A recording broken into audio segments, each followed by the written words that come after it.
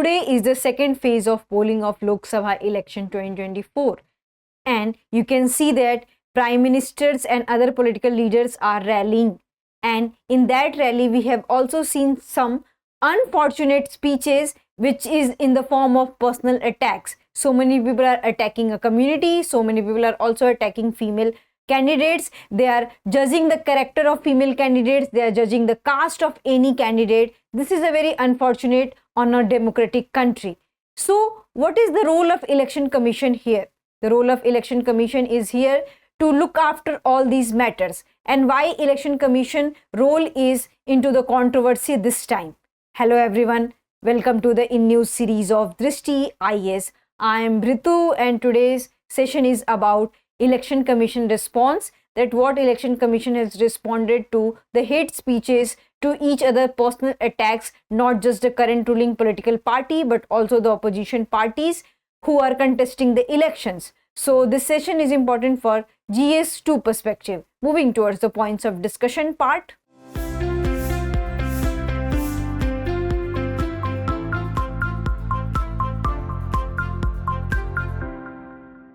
First of all, we are going to discuss the news, then we are going to discuss about the Model Code of Conduct which is carried out by the Election Commission of India, and then we are going to discuss what is the observation, what different commentaries have on the Election Commission of India's response, and what should be the Election Commission of India's response. We'll discuss this thing in detail, and then we'll discuss practice question prelims.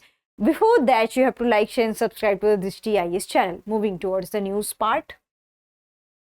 So recently what we have seen that there are so many speeches going viral, not just of the Prime Minister Modi but also the opposition leader Rahul Gandhi, and ECI, which is the Election Commission of India, had sent notices not individually to the Prime Minister Narendra Modi, not individually to the Rahul Gandhi or any other political leader. They had sent notices to the particular political parties, and this is the very new thing which had happened. Earlier what we have seen that the notices sent to the candidates, notices sent to the leaders, those who have given the hate speeches, those who have given the personal attacks. But right now they have given the notices to the political party, which raised the question on the role of ECI into this matter and why the ECI's response has changed. Does it have any political reconciliation with any political party, or why ECI is looking like a weak here? Because it's the duty of ECI, if any political leader is attacking personal on a community or personal on any political leader, personal on any female leader, then it's the role of the ECI to conduct the behavior of that particular leader and to take particular action against the leader. So why the role of ECI here is into the discussion and why it is into the controversy.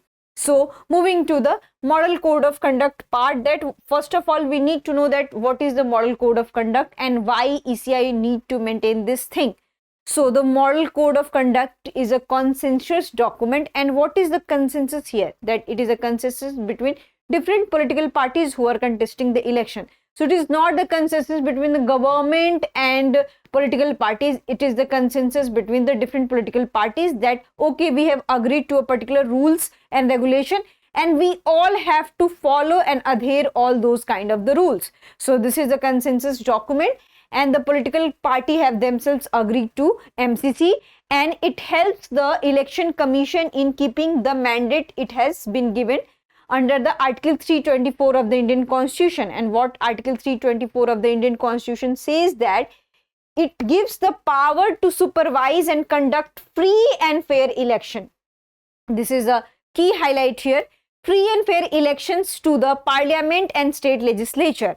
And the MCC is operational till when the date is announced that okay, on this particular day we are going to conduct the election. So when the schedule is announced till the time when the whole election should not be over, it means that till the result is declared. So this is the time period where MCC is operational, which is Model Code of Conduct, and the government cannot announce any financial grants, construction of roads or any kind of benefits during the MCC period when the MCC is into the operation. So this is a brief about Model Code of Conduct. Coming to that, when the Model Code of Conduct has started. So Model Code of Conduct is not started when we have this first election, which is in the 1952. The model code of conduct and the need of the model code of conduct has started in 1970s, and Kerala was the first state which has implemented model code of conduct in its 1960 election. And MCC does not have statutory backing, so it lacks the legal backing, though if any kind of offenses and any kind of unfortunate things are happening during election period, they can correspond with the different rules which is prescribed under Indian Penal Code, Code of Criminal Procedures and Representation of People Act. And as I have already told you that Kerala was the first state to adopt Code of Conduct for elections. And in 1974, ECI released a formal MCC, and till 1979, we can see that these kind of model code of conducts are operational in nature, and it is throughout the India. So coming to the next one is about that what is the observation. So this time the observation I have already told you in the introductory session that the ECI has sent the notices to the Rahul Gandhi party, which is the Congress, and the Narendra Modi's party, which is the BJP. They had not personally sent the notices to the particular leader.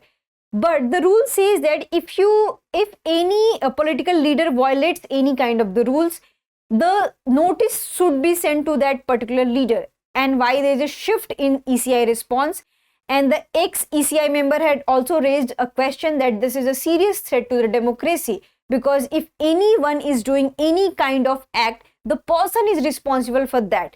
The party is not responsible for such kind of the things. So party definitely look for that, who we are sending for the rally, who we are sending for the political speeches, but the person should send the notice and the action should be taken against that particular person.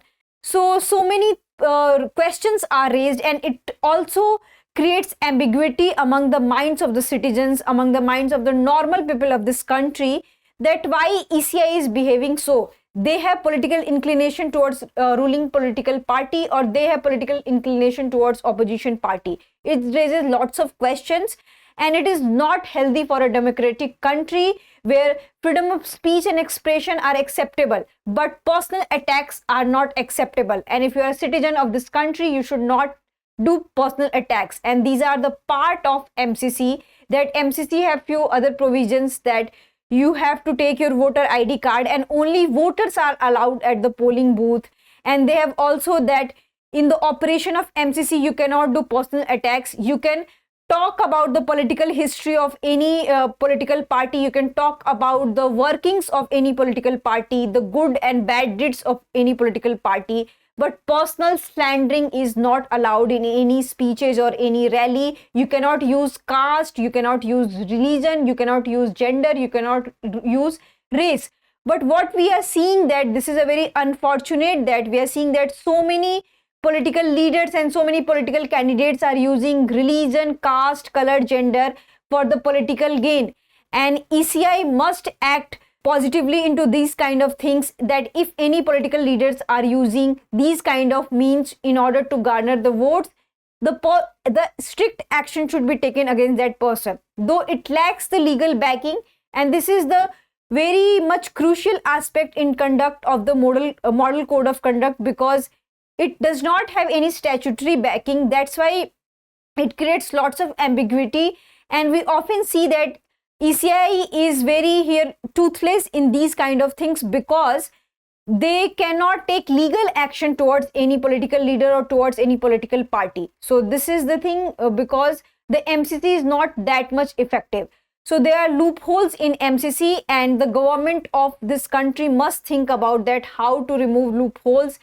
First of all, we need to have clear mandate that it needs legal backing or not. And by seeing and by analyzing today's election scenario, it needs legal backing, and the government of India and different political party definitely think about this.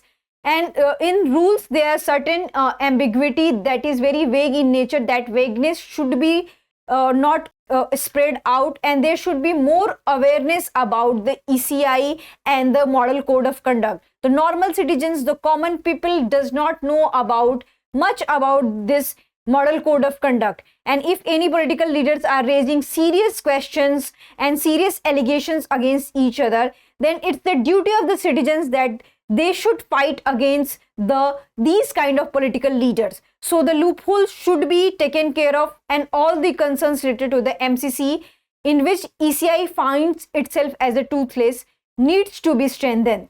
So this is about the observation. Coming to the question part, consider the following statement regarding model code of conduct, and Article 324 of the Indian Constitution deals with this. And the second statement is it does not have any statutory backing. Here they're asking the correct statement, so you have to answer this in the comment section. I hope you like this session. If you have any queries related to this session, kindly ask in the comment section. Thank you. Keep studying for your examination.